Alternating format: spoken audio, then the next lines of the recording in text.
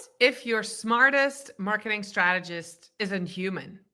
In this episode of Strategy Talks, I sit down with Neal Schaffer, author, educator, and fractional CMO, to unpack what it really means to build an AI first business strategy, especially for small business owners in 2025. From LinkedIn influence to creator led growth, this conversation is your roadmap to scaling faster, smarter, and more human with AI at your side. This is Strategy Talk. I'll be right back.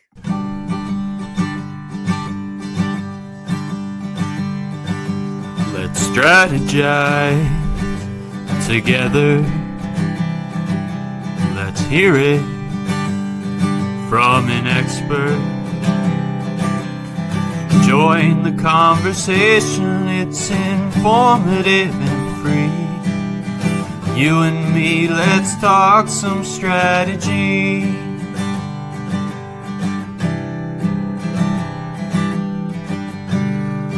Now here's your host, Dorien Morin-van.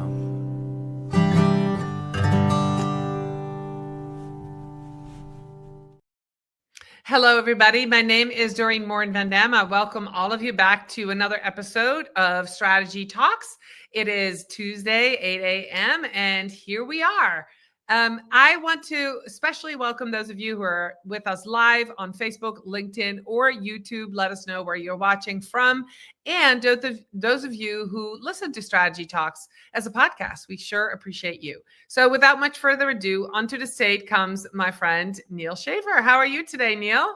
Doing awesome, Dorien. How are you doing? Good. I'm so glad you're here and we're talking business strategies. We were just talking in the green room, and you and I serve the same audience, right? Small business owners. So this should be a fantastic conversation, especially since we're going to talk about AI and what's happening. So let's start big. You've spoken about the evolution of digital first to AI first. What does an AI first business strategy actually look like in 2025, Neal? Yeah, so an AI first strategy, and obviously, Dorien, like you, I also focus mainly on marketing, digital marketing. But if we look at that sphere, it's really thinking, when we say AI first, it really means AI first. It really means looking at, first of all, breaking down your operations and looking at where AI can fit. You know, we've known since the emergence of ChatGPT that AI can make you work faster, work smarter. We know that, agentic AI is coming. But for many small businesses, they really haven't taken advantage of the opportunity. And I think it really can help level the playing field once we have this AI first mentality. It comes down to your people, right? It comes down to what you do, and really seeing where AI can play a role is obviously the first start. I think once small business owners see that, they will naturally see other ways of using AI. But I think what holds a lot of people back is, when ChatGPT came out, there was no instruction manual. It was like when we brought our first baby back from the hospital. There's no instruction manual for how to raise a baby, right? And it's the same with AI. So there are other people that might be one or two steps ahead of you because they thought about something before you did. But once you get going on it, I think everybody will naturally become more AI first. Very similar to the emergence of the internet, of digital marketing, of social media. Obviously, this is a very, very different evolution because, as you hinted at in your teaser, you sort of have the smartest person in the room. So you would be stupid not to take advantage of that, right? But obviously, in taking advantage of that, you want to have a strategic perspective, and you want to make sure you get this combination of AI and human. So there's a lot to unpack there, but it really begins with, same with digital first. We're going to think digital marketing before traditional marketing in everything we do, because that's the direction where society is going. We're becoming digital first and consuming. AI first is not, the consumer is not becoming AI first, although, when it comes to generative search engine optimization, they more and more are, but it really comes down to operations and output and how we can improve what we do. Have things that have content that has more impact, operations that have more impact, more personalized, et cetera, et cetera. So that's what I mean. And I know it's a lot to cover, but it all starts with, we're not going to be afraid of AI. We understand its limitations, its biases. We understand we need to give it training data for it to sound like us and represent our brand, but it's really going full force in and taking advantage of that opportunity and looking for different ways of utilizing it. All right. So I have a follow-up question on that. On what your experience, what you're seeing right now, who is leading the charge in small businesses? Is it the marketing team that discovers all these tools and brings it to the stakeholders? Is it the stakeholders listening to somebody like you, reading your book and saying, we need more AI? Where, or, really what I'm asking, where's the bottleneck? Why aren't more people doing this? Is there a disconnect between what we as marketers are now teaching and preaching, or the availability of people teaching this? What's the holdup right now of advancing more small businesses into that AI first thinking? Yeah, I like to circle back 15 years to the emergence of social media. And the people that were leading the charge then were either those business owners that were, they were influenced by, a book they read, a webinar they went to, a podcast they listened to. And it really came down to that education, right? They understood that this is impactful. They need to do something, and they led the charge. On the other hand, you do have that practitioner, which often is in marketing, that says, hey, I had a client and they just started using Jasper to write blog posts, like 100% AI written. And we had to talk about that afterwards, but it was someone curious. And with marketing, it's interesting because it can, once you start using it, you realize, wow, this can save a lot of time. And I think that content creation piece with generative AI is a natural place where a lot of people start, but often it comes down to that education, right? At the management level, the small business owner saying, hey, this is something we really need to strategically look at. Let's look at what we're doing currently and let's put a strategy together going forward. So someone needs to do that. Often small businesses, it's the same old story. It's lack of resources. You're not going to have one person that just does AI all day, but it's really important to find someone in your organization that can help. Back in the day, they were called social media leads. Or in a bigger company, it was a social media center of excellence. I think we're looking at that same thing with AI. Who is that one person going to be? Is it going to be the small business owner, which it might be if they catch on really quickly? Or normally, I would say it's going to be someone in marketing that is already doing this. But obviously, the use cases of AI go far beyond marketing alone. Yeah. And I want to just throw this out there. I was at a conference recently that had nothing to do with social media and AI, but it had a social media and AI panel.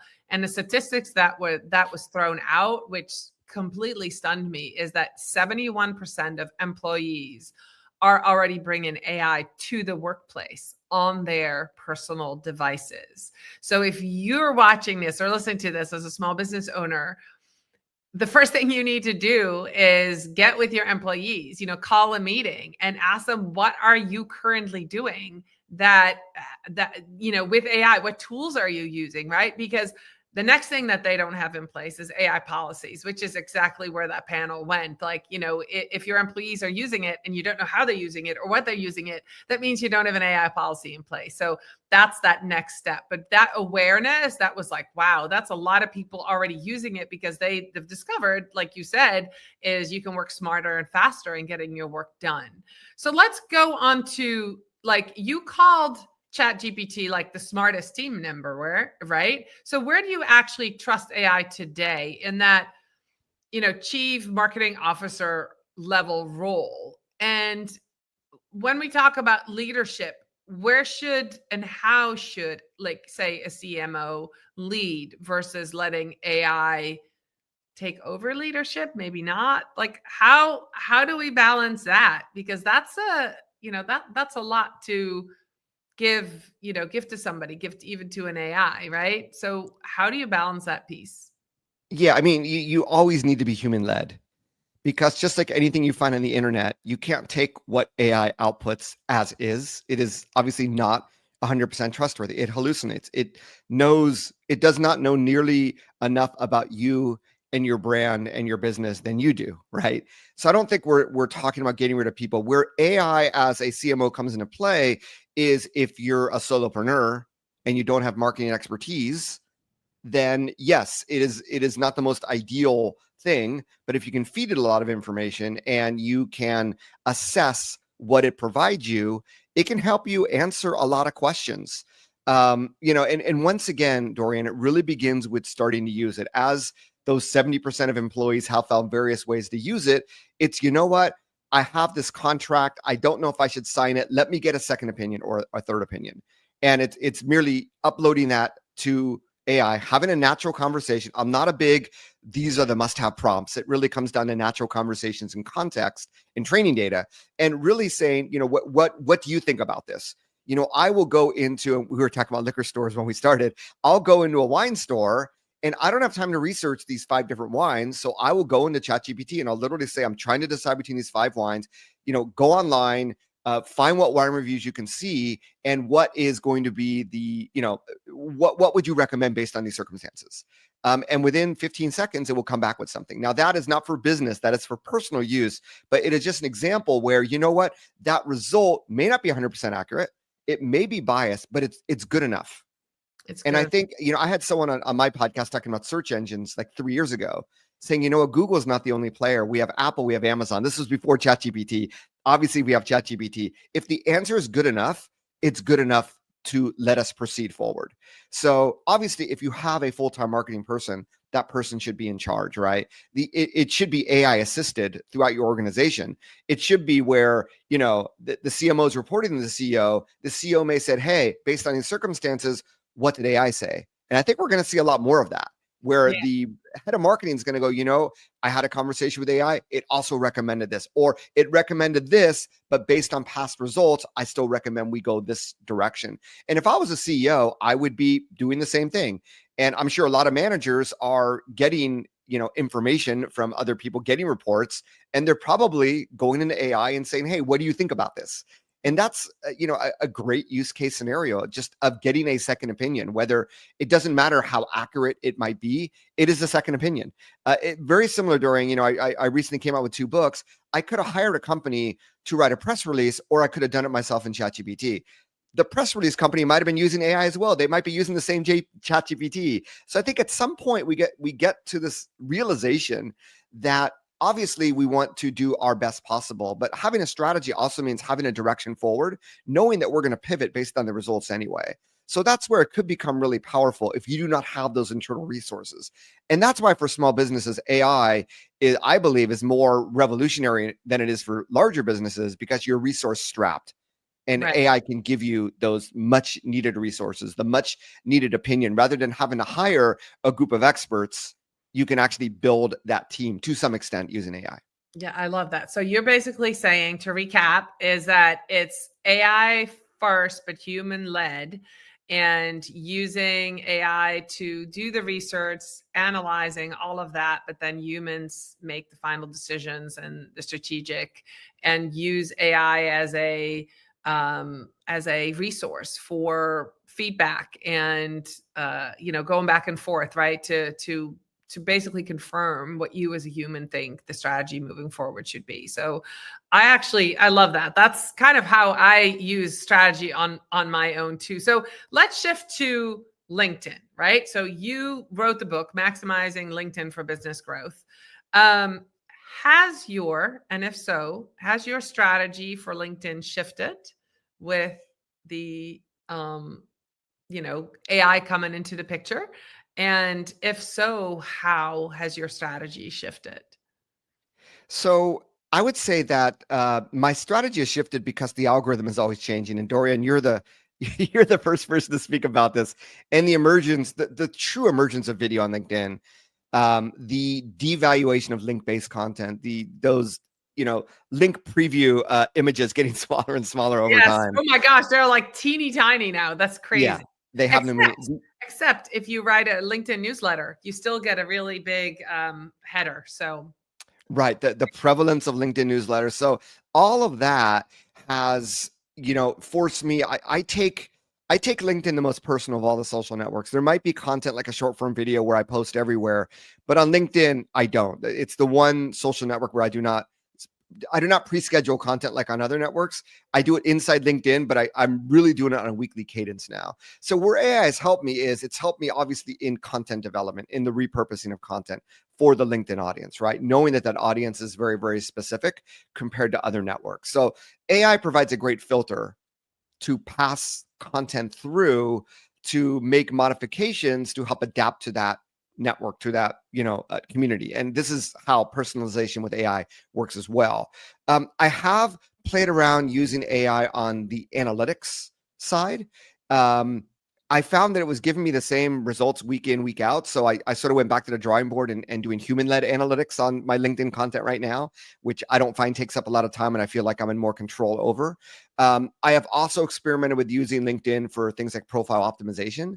So I don't think the AI strategy on LinkedIn, the profile, you set it up and you're sort of done. Maybe once every quarter you look at it again. So yes, there is an area. I think for just ongoing content repurposing, content development, it has definitely played a role. I recently came out with my own podcast episode where I was looking at especially text captions. And when you look at people that have a lot of followers and get a lot of engagement on their content, there seem to be these formats, these templates, these types of content that we see that get a lot of engagement. So being able to repurpose your own thoughts and ideas into that format is something I've been experimenting with mixed results. But those are the things where I'm currently playing around with AI on LinkedIn. But at the end of the day, it comes down to the human connection. It comes down to the human engagement. It comes down to networking, developing relationships, and that has to be human done. But in the back end, right? I mean, AI can help you become more efficient and hopefully give you better results. Yeah, no, I'm seeing the same thing. The algorithm changes, and whatever works last summer is not working this summer with video. And, with the trending topics for the short form video on LinkedIn, it's a very different type of video than it worked before. It's still short form, but it's more TikTok-like storytelling versus before it was talking heads. People wanted to get your expertise, so you needed to be on video. And now a lot more people are showing their point of view. So if you want to experiment with any short form video, that's what I'm going to be experimenting with. I just did a analysis too of, what was working and what's not working. And I've kind of hit this dead end. So I revived my newsletter. I'm going to start sharing point of view videos and, hoping to hit the algorithm again with something new, because like you said, it's constantly changing. Dorien, I just want to give a follow-up as I was thinking while you were talking. Like a year ago, before AI was part of my operations, I would basically be posting link-based posts on LinkedIn. That was my posting strategy. I would be sending the same things to other networks. They'd be scheduled a month or two in advance. Now I am purposely looking at days of the week, not so much times of the day. I think I got that down, but days of the week, format types, because people don't understand. Well, hopefully they do, but LinkedIn, you have so many different formats to choose from. So obviously live stream like this is one type, right? We have newsletters. We have, link-based posts. We have images. We have carousels. We have videos, horizontal videos and vertical short form videos. So I'm trying on a weekly basis to test all those formats. And we also have the topics that we talk about, right? And really seeing what format, what topic, what days of the week. And every week I'm looking at my analytics and trying to adjust that and optimize that. So AI has given me the ability to be able to, whether it is a newsletter, obviously with short form video, I use Opus Pro very, very, with my podcast interviews. But AI has enabled me to create this infrastructure to effectively fine tune all of this. So this is the thing with AI, it may not, we end up spending more time on AI than we might think, but it allows us to do way more in a way more strategic way than we used to be able to do. So I just wanted to throw out that analogy of now compared to a year ago. So I'm getting way more impressions, way more comments, way more engagement, way more visibility because of these activities. And down the road, obviously that leads to more business. Yeah, no, absolutely. Actually, one of the things that's working well for me is polls right now, which is one of the things that you didn't mention, but they're doing really well. And I found Monday or Tuesday for polls, and then by the end of the week, I might revive it or, answer comments on the poll or whatever. But that works. And then, of course, the carousels do really well for engagement too. And then the other thing, I posted a picture of a bird the other day, and that got some engagement, but nothing engages it like a picture of me. So I could be snowshoeing out in Vermont. It could be, in my boots. It could be walking, but even a picture of myself is definitely, the algorithm favors that. So if you need a boost, try that stuff. And I want to throw that out there because I have a system and I'm going to be creating more educational content around this. Right? I literally look at my last year's worth of content and I'm looking at my top 50 posts. And I'm using that as the barometer as to what's working, what's not. Do my last week's post appear in the top 50, right? I will say overwhelming majority of best performing posts are what I call celebration posts. A celebration post is you are speaking at an event. You got an opportunity to do something. It's normally a picture of you, could be together with other people. But it's those types of things that will get the most, or like new job. We know that those go the most viral. Those are the things that at the end of the day are gonna be best. So if you can get into a daily habit of showing up with something to say, something to celebrate, something to announce, not like a promo, but something that happened in your life, right? Those are the things that by far do best. So as much as we talk about all these other things, sometimes it gets back to that natural human self of just showing up and sharing, what you're experiencing and getting authentic engagement from that. Yeah, so that is a perfect shift into the last part of this interview: personal branding, influencer marketing. You wrote a book, Digital Threads, and in the book, you explore the evolving role of content, trust, digital identity. So we just talked about that. How do personal brands become strategic growth assets, especially in the AI influence world? Well, you kind of answered part of that by saying, share more of you and yourself, right? But if you're a B2B company, for example, I know some small businesses are B2B, not everybody is a B2C where you sell a product. A lot of B2B companies sell services, right? They're small businesses. How do you have those types of celebration posts, or how do you tap into that influencer piece? You wrote the book on this, so I can't wait to hear what you have to say and maybe give us some new ideas. Yeah, well, this is a future book because I believe that we've talked about personal branding for decades, but really, if you are that small business owner, it has way more impact on the success of your business, right? Because it is, we resonate more with people than with brands than with logos. So the ability of a person to speak, to be heard, to share their advice is just a natural extension of what a business does. Let's put it this way. If you're not leveraging your personal brand on LinkedIn as a B2B service owner, what are you going to talk about? Now, often you're going to share, strategic advice, I'm sure. But when you come up as a person, we know, it's funny on the intake form, Dorien, you asked me for my LinkedIn personal profile URL and my company page URL. I didn't even include my company page URL because I know it's not going to get any engagement. Why bother? And I don't bother, right? So if you look at the small business owner presence on LinkedIn, should come down to your personal profile. And therefore, it should come down to your personal brand. Because if you have a robust personal brand where you are defining who you are, what your mission is, what your values are, and you talk about these things, and the services you provide are a natural extension of that, that is going to be a much bigger attractive magnet to others. It also gives you more things to talk about. One of my clients, so my past is B2B. I'm a B2B, small business owner like you are, Dorien. One of my clients is a advisor to CEOs. So he has decades of experience. So I'm working with him now to really bring out those decades of experience, tell stories about what you've learned. And through developing that personal brand, he is going to be able to connect with a lot of people. And that is going to be a strategic, engine of business growth.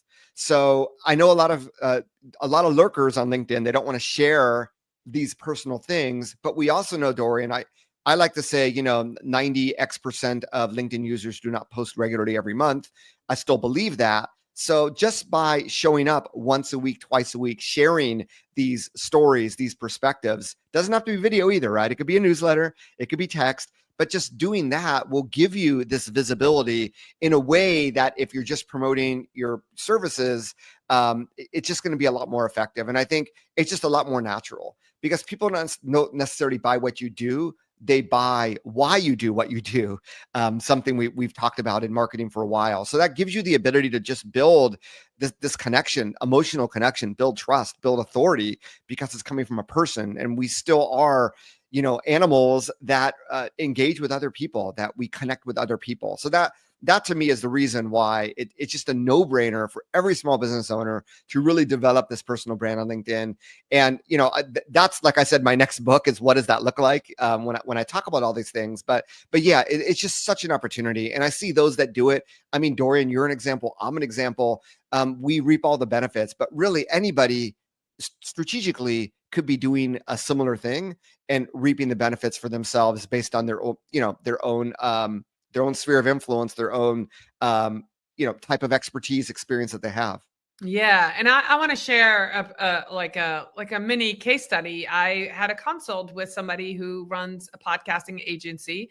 So their clients are podcasters, but they also dabble in their social media, right? So they take the podcast and repurpose that on social media. And so they asked me for a consult because their content was falling flat. And so I did a quick study on all their clients, and the theme was there was no video for anybody. And the pushback was in the meeting, nobody wants to be on video. And I said, well, it's how you bring it. So what they did, and this was last fall, right? So it's June 2025. So it's been a while. And so I hadn't heard anything back, but basically what I told them to do was said, look, you get a meeting once a month with each of these clients, tell them you need a 30-minute meeting, and then you have a bunch of questions ready and just let them talk. You record it on Zoom and just ask one question at a time, make sure that you kind of feed them questions that they're going to answer nicely and just let them talk. And then use that video and cut it up, obviously show them and say, hey, you said this, you said that. I got a response recently because it was an additional question. It was, by the way, Dorien, we're getting ready for a second round of interviews because this was amazing and their content has just skyrocketed. And this is just from, podcasters being visible to their audience and answering questions about their business. So if you're thinking as the CEO that you don't have time, or, the founder, the business owner, make time. Everybody has time for a 30-minute conversation with somebody. I mean, you made time to come on my show. I make time if somebody asks me. This is part of brand development, right? And so sit down with somebody on your team that is, has some smart tools like Descript or whatever that you can cut some of this video and have a conversation about why you started your business, or why, you, like you said, your values, your mission, what you want to accomplish, who you help, why, what the benefits are, and have them cut that up. That is an easy way to get started on video and being seen as a B2B brand owner. Yeah, Dorien, I just want to add, there are people on LinkedIn that will charge thousands of dollars to do exactly what you just said. So this is where you can use AI, because you can go into ChatGPT, and that's what I use. You can use Claude, Google, Gemini, whatever, but go in, tell them who you are, explain who your target audience is, audience personas, what have you, talk about your experiences, your expertise, and say, hey, I want to record a video to repurpose into short form videos for the professional audience on LinkedIn. Please give me a list of 10 questions that I should answer in order to create compelling content that will get engagement from my target audience. Boom. You don't even have to think about the questions, right? You don't even have to have a staff to do this. And then you literally just put Zoom on, record yourself. Like I said, I recommend Opus Pro because I think it's opus.pro, but because it literally will, using AI, suggest 30 cuts from that video that, immediately in vertical format that you can automatically use. If you want to use a tool like Descript or, CapCut, I know you're a big CapCut fan, Dorien, but if you want to manually do it, I mean, you can hire someone on Fiverr to sort of repurpose it for you, but that alone will give you, I say on LinkedIn, if you can post once a week consistently, that's an awesome way to start. You're going to get a few months worth of content by doing that exercise. Absolutely. So and actually right here on StreamYard, you said you use StreamYard too. StreamYard now allows you to download clips, but Descript does too. One button to the underlord, and you say how many clips you want, and it creates the clips too. So it's same with Opus now. It's amazing. It's amazing. So I have one more question for you. I cannot believe we're just about at the half hour, Neal. For a business leader, solopreneur listening today, what should they do, or how can they move forward, right? So you're an educator at heart. What is one exercise or framework that they could use today to assess how ready they are for this AI first strategy? Because we've given them all this, like you should, and this is the results you get, but how can they find out how ready they are, and where they need to start? Are they at 0, at 1, at 2? What level are they at? Is there anything that you can say, hey, try this or test this to get them started? Because I think sometimes that's the hardest part. They're like, well, I know what AI is, or I know what an LLM is, or I have a chat GPT account. Is that zero at this point? Yeah, I'd say the best assessment is on a daily basis. How many minutes are you spending on ChatGPT? Right? The easiest way to figure it out. If you're spending 5 minutes a day, there's probably more that you could be doing. Right. And now, Dorien, I'm not going to ask you how long you spend. I just know from my own personal consumption, it is something like the internet itself. The more you use it, the more you end up using it, the more use case scenarios you find for it. Yeah. So that's the first step in the journey is you need to find an excuse to use it every day is where I'd start. And just like if, before you hired your first employee, you needed help with something. There was or before you hired a virtual assistant, if you hire VAs, what are those tasks that are taking up a lot of time?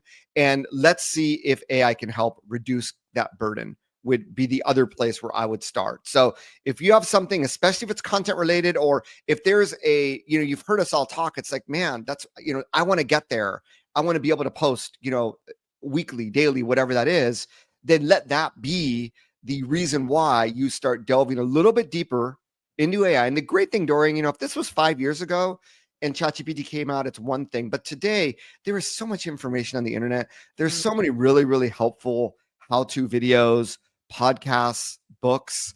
So yes, it requires an education. I highly recommend that you start, consuming some of those resources. But at the end of the day, the best education is going to be your using it. And it's when you have a specific reason to use it. So find that reason to get started.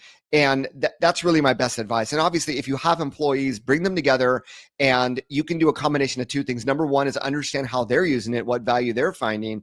And then number two, you could take, I think we're both fans of Michael Stelzner, the Michael Stelzner of a social media examiner approach and say, hey, I want each of you every week to find new ways to use AI to help improve your work. And then every week, we're going to talk about what you did in this meeting. So you don't always have to do it all yourself. If you have employees, you can ask them to do that R&D for you. But either way, all these advantages and the impact it can have, you need to get started because this is just becoming mainstream. And I do believe that those that figure out how to do this better earlier on are going to reap the benefits than if you waited a year, 2 years. So the key thing is to get started and find out what works best for your organization, for you, depending on where you are in that assessment. That is great. Neal, where can people connect with you? Is LinkedIn the best place? Where can they find you? Yeah, LinkedIn, Neal Schaffer. So nealschaffer.com. That's NealSchaffer. I have a podcast called Your Digital Marketing Coach, and my books are all available on Amazon. But yeah, I'm Neal Schaffer everywhere on the socials. And I do spend most time on LinkedIn. So if you're on LinkedIn, which I assume you are, if you are listening or watching this podcast, please do feel free to connect.